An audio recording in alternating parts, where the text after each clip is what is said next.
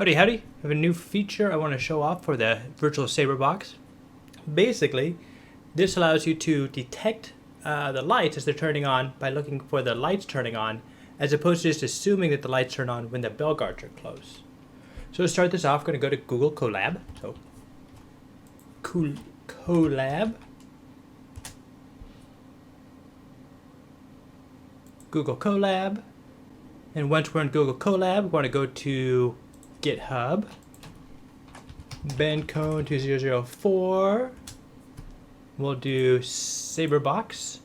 We'll load the virtual Saber Box. And now once this guy is loaded up, we can go through and analyze a few clips. So here are, you have to have your Google Drive. In your Google Drive, you have to have a folder called Sync. And it has to be in the top directory. And I just put in some clips here. Clips usually work best if they're 2 to 4 seconds long. These aren't long clips, and these are just various clips from recent tournaments, past couple years or so. So go back to Google Colab, have yep, runtime. One thing you want to check is check your runtime section. Make sure that it has a GPU accelerator on it. Run all. Click. Yes, not authored by Google. That's correct. It's authored by me. And this is going to start up. It's going to ask to sync to your Google Drive, which it needs to because that's where it gets the clips from. Click. Click. Sign in. Copy the code. Put in the code. Excellent. And so the change here is, scroll down a little bit, there's a use scorebox light, basically toggle, true or false. And if it's true, then it'll detect the light, it'll attempt to detect the lights. And if it's false, then it'll just run the way it normally does. So now, so we said run, the Google Colab starts running, and it's going to analyze the clips in our Google Drive. So I'm going to show you what's going on real quick. So if we look at one of these clips, bring this over. The goal here is we're going to take the box, because it already detects the various parts. You have bell guard, torso, feet, etc. But it also detects the score box. And what I'm going to do is I'm going to detect the score box and then divide it up into quadrants. And what I'm going to do is I'm going to look for the score box, basically where I expect the light to be, and I have it divided into 4 parts, quadrants. Top left, top right, where the top left is the red light and the top right is the green light. And the idea is we're going to detect the score box and then look at it so that at a later part in the clip, let's say right about here, and right about there, it'll detect, all right, so now we have a red light or a green light coming on, and then I'll correlate that to the lights. Because right now the way it works is it's tracking the bell guards, and once the bell guards are close enough, it just assumes that the lights turn on. Reasonably okay assumption, but we can do better. So this right here would be the image of the score box towards the beginning. One of the things I assumed was in the first 10 frames or so when the defenders are coming on guard that the lights are off. And so for this then, we assume that the lights are off, and it uses this kind of as the default lights are off. And it compares this to when the lights are on. So this is where I analyze the image using a histogram. So I have what here I call the green default plot, red default plot, which corresponds to the top left corner or the top right corner. Red will be top left, green will be top right. And so this kind of gives us a baseline for what we're looking at here. This then the green plot and the red plot, this is then for the frame, the image that we're analyzing. So if you look at this, the way a histogram works, it goes by pixel, and you can see this goes from 0 to 255. And the 0 to 255 represents how red, green, or blue the pixel is. So you have 3 numbers, in this case, that are representing the color of the pixel, and it's going to be a combination of red, green, and blue, RGB. And so for example here, it goes through all the pixels, and the pixels that have about 200 or so for their blue, you have about 20 of them. So you have about 20 pixels that have a value of 200 for the blue component. And then you can see how they're kind of mixed in, and you have different variations for various colors. And each image, depending on how the camera is set up, the lighting, just the venue, it's all going to be different. And that's why I want to do a baseline. So you have a baseline, or the default. You then get another one, which represents the light. Now this is actually an image for when the lights came on. And you can see how this looks different. Well, it's really only different because it's got more blue here and more green here.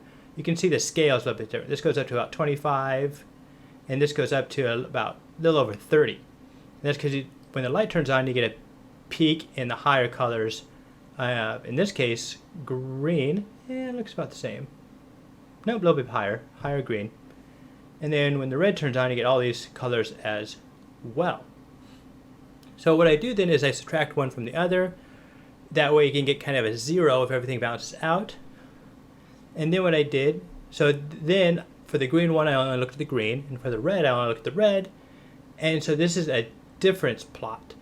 And so basically we subtracted the value the frame that we're analyzing, the histogram that we're analyzing, from the default one.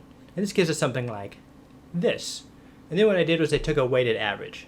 Basically, to turn this into math, because this is just a range of numbers, this is 255 numbers that range from negative 0.2 to 0.2. And what I did to do the weighted average was I just multiplied the value of the pixel, in this case, here's 0, 50, 100, etc., by how many there are. So if you have a lot more pixels that are very green, the very green is going to multiply by a higher number. Some value, say very green is between 200 and 255, multiplied by the number of pixels you have. So for this, you'd have 250 multiplied by about, 0.2 or so. And it adds those all up, and that gives you a value. So as the light becomes more green, you're going to get more pixels that are ideally very green. Same thing with red. So here you see this peak up here, and this is the difference plot where you see it goes basically from the bottom left to the top right, which makes sense for a red light turning on or a green light turning on. This is the default value for the weighted average. Makes sense that it's going to be around 0 because each individual clip with the lights off is going to be around 0. Then when the lights turn on, you expect this value to go up. And then I created some sort of threshold. I think I used like 1 or something like that. When the value is above 1, the light turns on. So that's the idea behind the mechanics of what's going on. So let's go take a look at a few clips here. So now here we go back to our Google Drive account. We have 2 new folders now. One's acceleration, one's tracked clips. Tracked clips is what we're interested in. And these are going to be the clips that track the fencing action.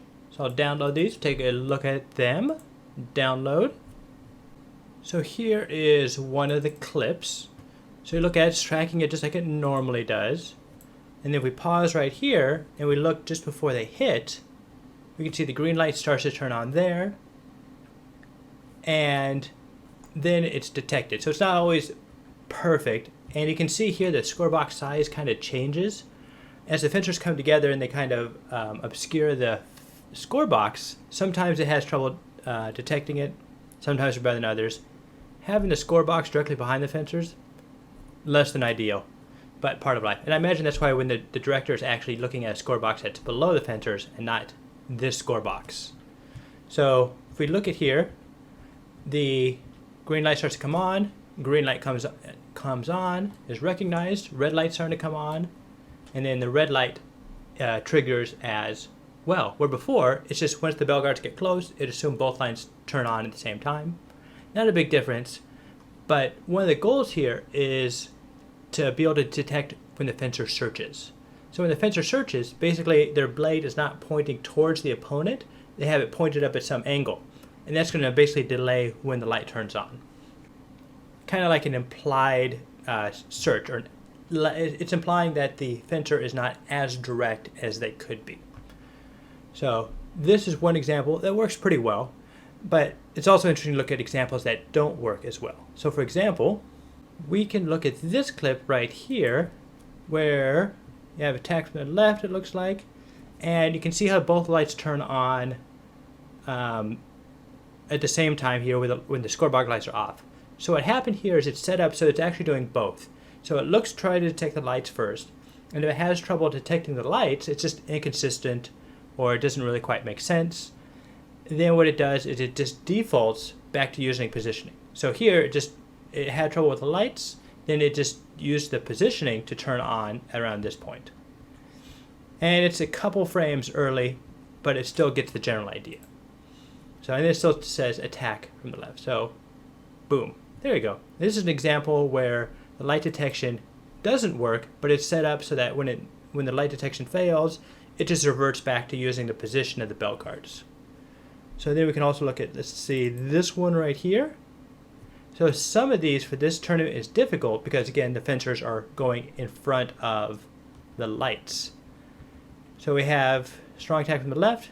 You see the green light turns on, and you can see maybe the green light extends here. Maybe it doesn't, it's not picking up the full green, and so it's not registering as soon. Because here the green light actually turns on first, and the red next.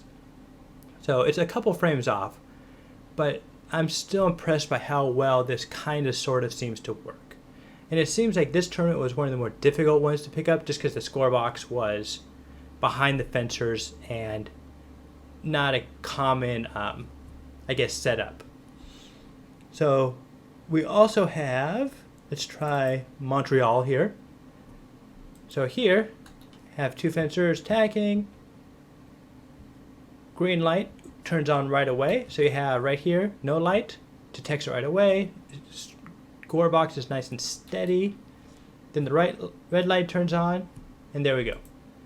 Let's see, simul? That's probably simul. Click, and then together. So this way, it is able to detect when the lights turn on. Very nice, seems to work well. Another Montreal clip. So this is another one that didn't work out. And the problem here is you have many score boxes in the background. So you have multiple score boxes. It doesn't know which one to detect. And so it's just detecting the wrong score box here. And so when they come together, go back a few.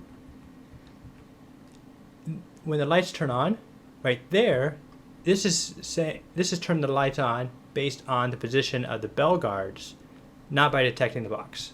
And the lights actually turn on a frame or two later.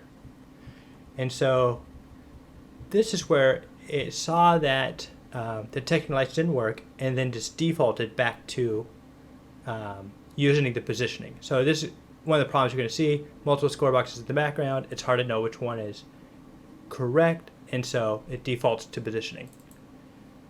And then let's see for this one, another issue is we have, looks like a score box up here and then maybe like a name below, and it's saying that this bottom monitor is the score box. It's not, it's the top one. But like even as a person looking at that, that'd be hard to tell. And so the only way that we as a person would really know that the top one is when the fencers test, like, oh, okay, yeah, top one, got it. I think it's interesting though that for the overlay says the red light turns on way early, like 3 frames, 4 frames, and the green light turns on pretty early too. So it's not, using the bell guard isn't perfect, but sometimes it seems to be better than the overlay. All right, so that's the general idea of how you can now use the Saber Box to actually detect the lights. It's going to depend on the tournament, the setup, and how clear and alone your score box is. So when I have a score box slightly above the fencers, just one of them, and that would probably be giving you the best results for how this works. So I'm interested to see how this plays in with basically the right-of-way model and see where it goes from here. So I appreciate you stopping by. See you next time.